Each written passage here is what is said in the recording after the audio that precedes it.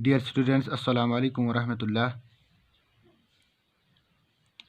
It is class 10th, subject mathematics, exercise 9.1, some applications of trigonometry.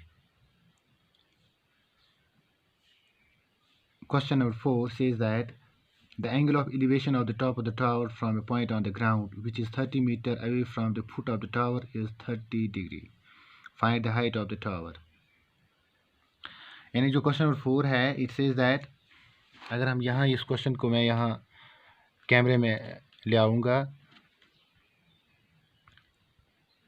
It says that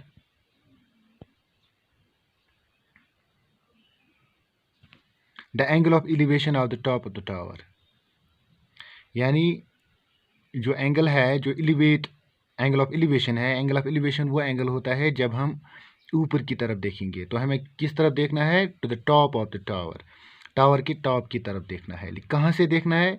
from a point on the ground, ground से देखना है। यानी ground पे एक point हमें select करना है, वहाँ से हमें टावर के टॉप की तरफ देखना है। और जो ये हमारी जो नज़र बनेगी, यानी जो जहाँ से हम देखेंगे उसका जो एंगल बनेगा ज़मीन के साथ, यानी एंगल ऑफ एलिवेशन। लेकिन जो ये पॉइंट है, इट इज़ अवे, यानी which is away from the foot of the tower, यानी वो जो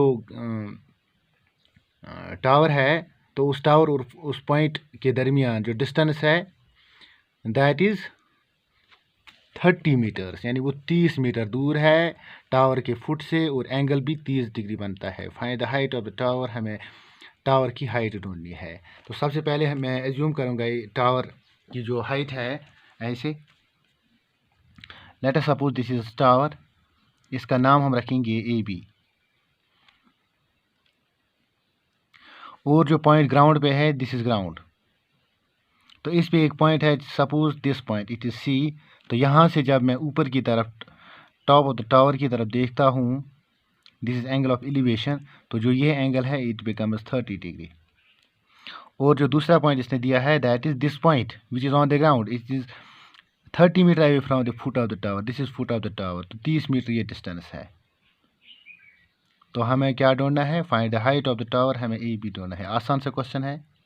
यहाँ हमें, अगर हम इसको थीटा का यहाँ लेते हैं एक्यूट एंगल, तो इसको देखकर अगर मैं ट्रिग्नोमेट्रिक रेशियो इस्तेमाल करूँगा, तो मुझे बेस पता है, परपेंडिकुलर ढूंढना है। सीधे से जो दिस tan थीटा है वो मैं इस्तेमाल कर सकता हूँ, क्योंकि मुझे पता है tan में बेस आता है और परपेंडिकुलर आता है। इनमें से एक मुझे पता है, एक ढूंढना है, और एंगल भी दिया गया है।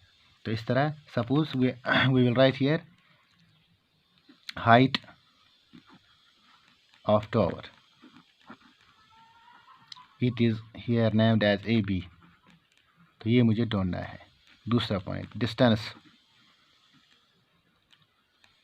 बिटवीन पॉइंट ऑन ग्राउंड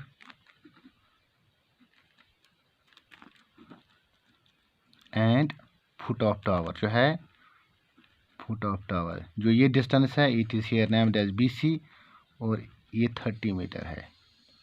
और जो एंगल दिया गया है, that is theta, it is 30 degree. Here we know, मैं इस्तेमाल करूँगा, आगे से मुझे पता है ये एंगल है, इट इज़ 90 डिग्री एंगल, क्योंकि जो टावर है it will be perpendicular to the ground. तो ये जो राइट एंगल ट्रायंगल बनती है, इन दिस वेरी ट्रायंगल, मैं इस्तेमाल करूँगा tan थीटा, tan 30 डिग्री, क्योंकि एंगल 30 है। तो tan 30 को लेकर, यानी इस एंगल को कंसिडर करके, ये परपेंडिकुलर आता है और ये बेस आता है। tan 30 is equal to perpendicular divide by base. Perpendicular यहाँ AB है, और जो बेस है इट इज़ BC। तो tan 30 का वैल्यू मैं देखूँगा कितना है। इट इज़, जो मुझे टेबल से देखना है, लेकिन वो टेबल जो हम खुद बना सकेंगे, यानी वो टेबल हमें खुद बनाना है। तो उसी को देखकर उस टेबल में से हम वैल्यू देखेंगे।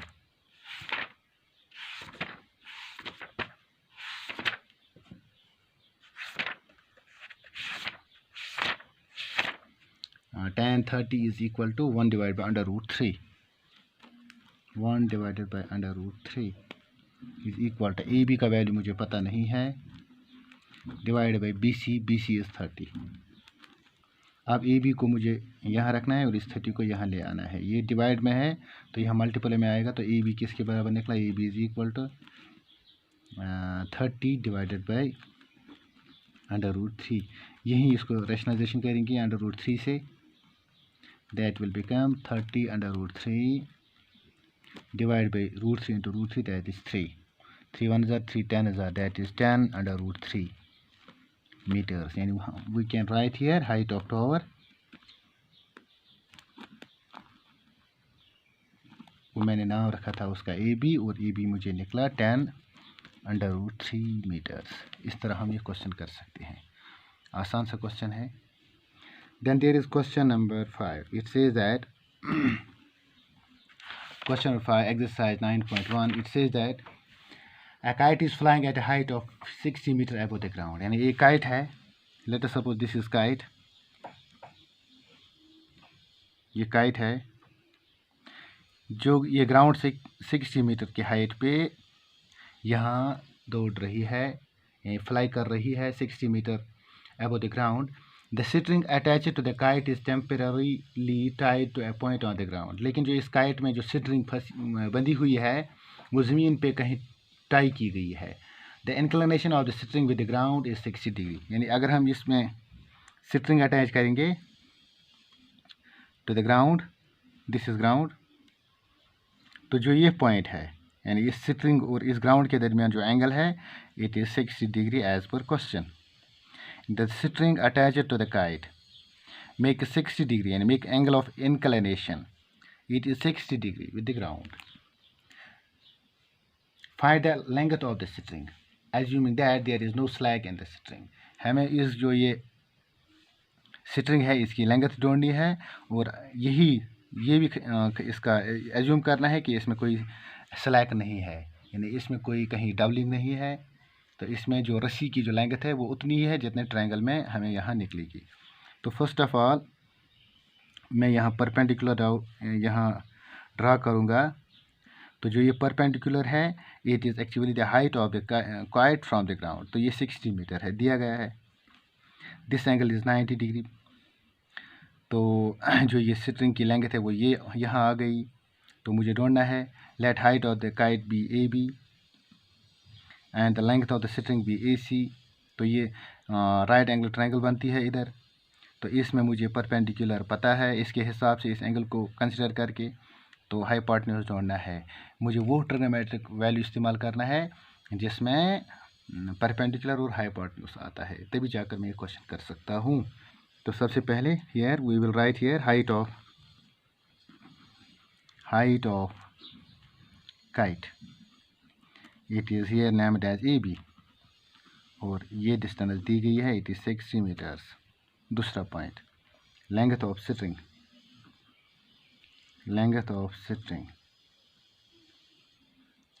दैट इज़ हियर AC, और ये मुझे ढूंढना है एज पर क्वेश्चन, और एंगल दिया गया है that is theta, it is 60 degree.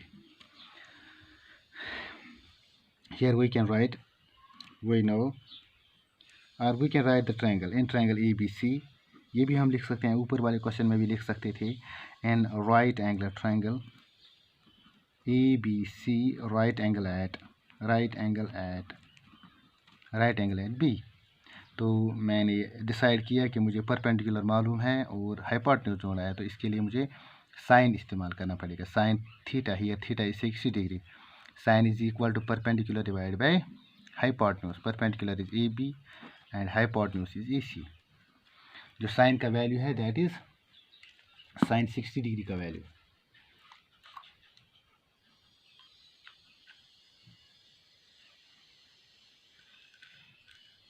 Sign 60 degree का वैल्यू मुझे ढूंढना है।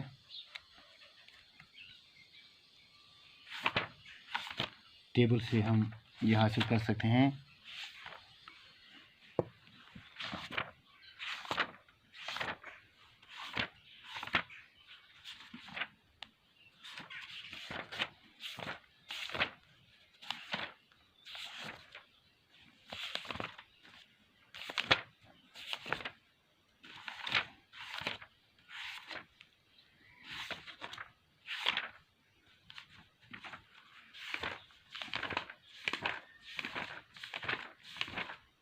Table sine 60 degree is equal to 1 divide by under root 2, 1 divide under root 3 divide by 2, under root 3 divide by 2 sine 60 degree का value है। A B जो है 60 metres divide by E C मुझे ढूंढना था। अब ई सी को निकालने के लिए, ई सी को हासिल करने के लिए ई सी को यहाँ ले आएंगे। ई सी इज इक्वल टू 60 ऐसे ही रहेगा और अंडर रूट 3 डिवाइड में आएगा और डिवाइड में जो इधर 2 है यहाँ आकर मल्टीप्लाई में आएगा। That is E C is equal to 60 into 2 it is 120 divide by under root 3। यहाँ रेशनलाइजेशन करेंगे अंडर रूट 3 से, क्योंकि हमें पता है अगर डिवाइड में रूट आएगा तो रूट को ख़त्म करने के लिए हमें रेशनलाइजेशन करनी पड़ती है। That is 120 under root 3 divide by under root 3 into under root 3 that is 3। तो कैंसिलेशन यहाँ करेंगे, 3 1 ज़ार, 3 4 ज़ार, 3 0 दैट इज़ 40 अंडर रूट 3। तो ए सी मुझे 40 अंडर रूट 3 मिल रहा है। इसका मतलब है the length of, therefore length of string, वो मैंने ऊपर भी नाम रखा था लेंथ ऑफ स्ट्रिंग का, दैट इज़ ए सी। तो ए सी मुझे 40 अंडर रूट 3 निकला। That is 40 under root 3 metres is the length of this string. इस तरह हम ये क्वेश्चन कर सकते हैं। ट्रिग्नोमेट्री के बाकी क्वेश्चन भी ऐसे ही कर सकते हैं। हमें सबसे पहले ख्याल रखना चाहिए कि जो कौन सा वाला साइड क्या बनता है, हाइट कौन सी है, परपेंडिकुलर कौन सा है, हाइपोटेन्यूज कौन सा है और कौन सा वाला ट्रिग्नोमेट्रिक रेशियो इस्तेमाल करना है। तो इसके लिए ख्याल रहे कि वही ट्रिग्नोमेट्रिक रेशियो इस्तेमाल करें जिसमें दो साइड जो होंगे उनमें से एक मालूम हो और एक को हमें हासिल करना हो। तो इस तरह हम ये क्वेश्चन कर सकते हैं।